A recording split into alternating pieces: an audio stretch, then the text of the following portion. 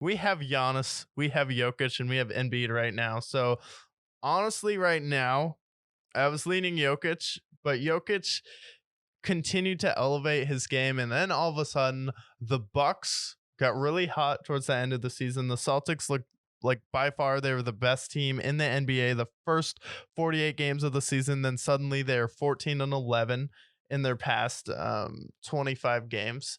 And then so you see them start to take a step back when Giannis starts stepping up. He's averaging more points than Embiid, as many rebounds as Embiid, and he's averaging more assists than Joel Embiid, and he's as good a defender as Joel Embiid. So it's like, I don't get where we're at the point where we're going to start arguing that Joel Embiid's the MVP. It's like, I feel like he's, even with Jokic, it's like Jokic still is in the West and he's the best player on the best team in the Western Conference. And his teammate still, Jamal Murray, isn't himself. Michael Porter is not as good as James Harden at this point. James Harden's been one of the best point guards in the NBA. So it's like Jokic has been able to elevate all of his teammates. And it's like the whole Joel Embiid MVP storyline. It's like you can argue with Jokic, but I feel like Giannis has to be the MVP at this point. And we had Jokic win it back-to-back years, but Giannis deserves to win his third MVP. He's the best player on the best team in the tougher conference in the NBA right now.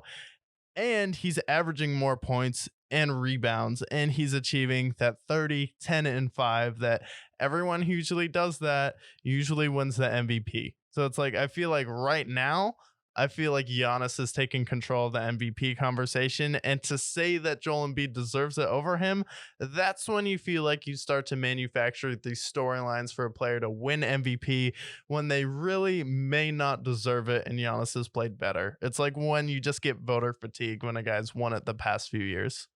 Well, I think that's part of the thing that could hurt Jokic.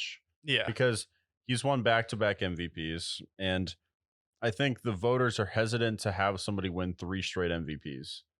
Oh, for sure. Because I don't think it's happened since Wilt Chamberlain. Yeah, Larry Bird. Larry Bird. Yeah, it hasn't happened since Larry Bird.